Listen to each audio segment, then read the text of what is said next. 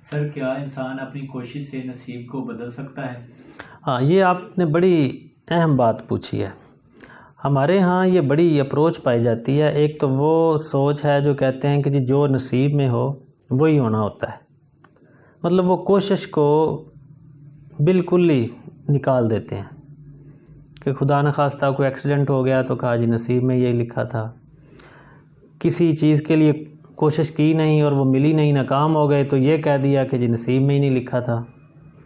और एक तरफ ये अप्रोच है कि वो कहते हैं कि इंसान अपनी किस्मत या अपना नसीब खुद बनाता है। तो इसका मतलब ये होता है कि आप कोशिश से सारा कुछ कर सकते हैं। अच्छा, ये दोनों अप्रोच जो है ना, ये एक्सट्रीम अप्रोच है। अगर हम इसको एनालिसिस करें तो आप ना तो नसीब को नज़रअंदाज कर सकते हैं, ना आप कोशिश को नज़रअंदाज कर सकते हैं। ये दोनों ही हमें इस्लामी तालीमात से इनका पता चलता है। इसको जिस हद तक मैं समझा हूँ, नसीब एक ब्रॉड, एक बड़ी टर्म है, मतलब मैक्सिमम लिमिट है, उसके अंदर आपकी कोशिश है।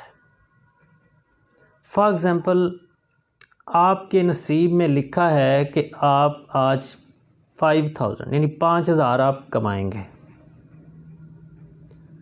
लेकिन कोशिश शर्त है। आप इसको नज़रअंदाज नहीं कर सकते। क्यों?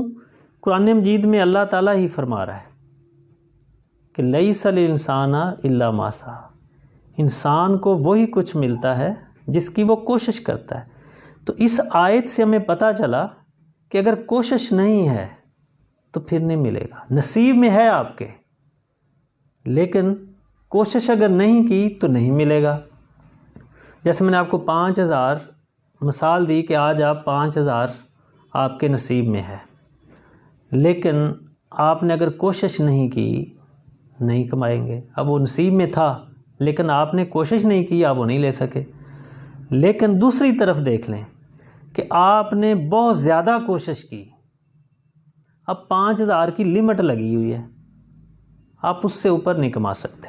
ये नसीब का रोल है कि जो आपके नसीब में लिखा है आप उससे ऊपर नहीं जा सकते, लेकिन कोशिश करके उसके अंदर रहते हुए मैक्सिमम आप कमा सकते हैं। इसकी और भी कई मिसालें हैं। एक मैंने आपसे एक्सीडेंट की मैं मिसाल की, इसके ऊपर थोड़ा सेंसिटिव सा मैटर हो जाता है जब हम ये कहते हैं कि जी किस्मत में अगर नहीं था तो हो क्यों गया।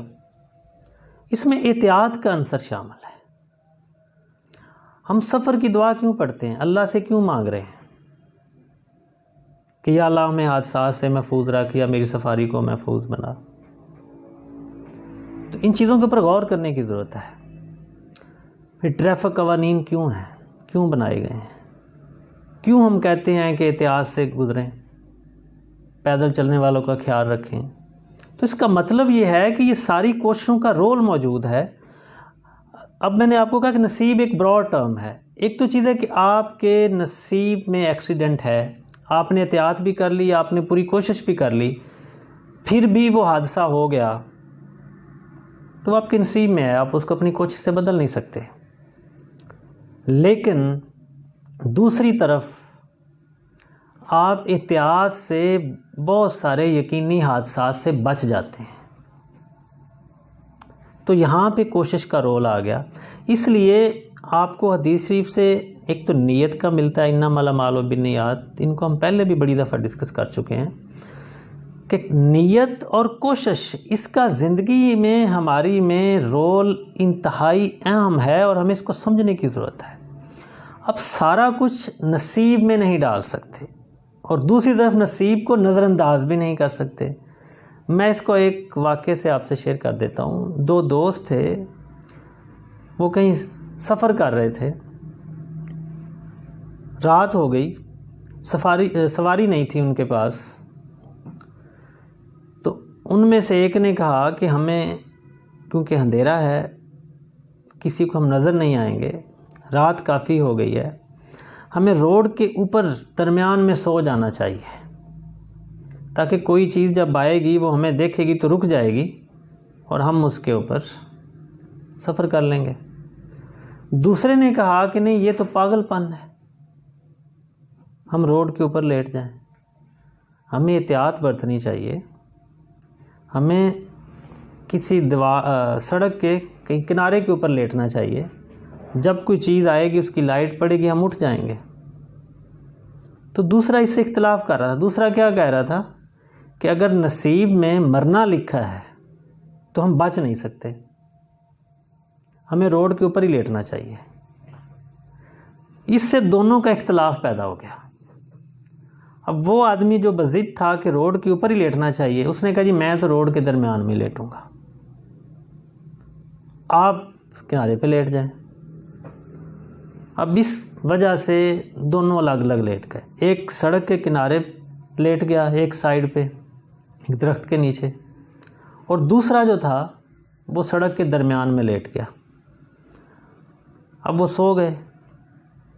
अब एक गाड़ी आई, जब उसकी लाइट पड़ी तो उसने देखा कि रोड के ऊपर एक बंदा लेटा हुआ है। तो अचानक से जब उसकी नज़र पड़ी तो गाड़ी वाला थोड़ा परेशान हो गया और उससे गाड़ी का कंट्रोल खो दिया, और उसको बचाने के लिए उसने गाड़ी नीचे उतार दी। अब हुआ ये कि उसको बचाते बचाते वो जो किनारे के लेटा हुआ था वो गाड़ी उसके ऊपर चढ़ गई और उसकी डेथ हो गई। अब यहाँ पे समझने की बात है, हमारे लिए सबक है कि एहतियात जो कर रहा था वो मारा गया, और दूसरा जो नसीब पे डाल रहा था वो बच गया। तो ये नसीब का रोल है। यहाँ पे कोशिश आपकी, जहाँ पे नसीब की लिमिट आ जाए वहाँ पे आपकी कोशिश बेबस हो जाती है, और नसीब की लिमिट से नीचे आप अपनी कोशिश से बहुत कुछ कर सकते हैं। मैंने आपको पैसे कमाने की मिसाल दी। इस तरह से आप ज़िंदगी में किसी भी मकसद को अचीव करने के लिए आपके नसीब में कामयाबी लिखी होती है, लेकिन उस कामयाबी को लेने के लिए नीयत और कोशिश शर्त है। अब देखो, परिंदे जो हैं, रिज़्क तो उनकी नसीब में भी लिखा है, उनकी किस्मत में भी लिखा है, लेकिन उसके घोंसले में नहीं आता। उनको भी उड़ना पड़ता है, परवाज़ करना पड़ती है। तो ये इंटरेक्शन है कोशिश का और नसीब का। तो इससे पता ये चला कि किसी एक एक्सट्रीम पे आप नहीं जा सकते, आपको दोनों चीज़ों के साथ चलना है।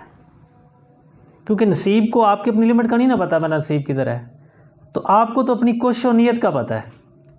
यही इस ज़िंदगी की खूबसूरती है। वरना तो हर बंदा चुप करके बैठ जाए कि मेरे नसीब में आज 5000 कमाना लिखा है, मैंने कमा लिया, लिहाजा मैं आगे नहीं बढ़ूँगा, तरक्की रुक जाएगी। यही अल्लाह ताला ने इस कायनात की खूबसूरती है। इसमें आपके जो इख्तियार में है ना, वो नीयत और कोशिश दिया है। अगर आप पूरी नीयत पूरी कोशिश कर रहे हैं, उसमें कोई कमी नहीं है, फिर जो एंड रिज़ल्ट है ना, वो आपका नसीब है। अगर आप कोशिश ही नहीं कर रहे, नीयत भी ठीक नहीं है, उसको अपना नसीब समझते हैं, तो ये जाहिलियत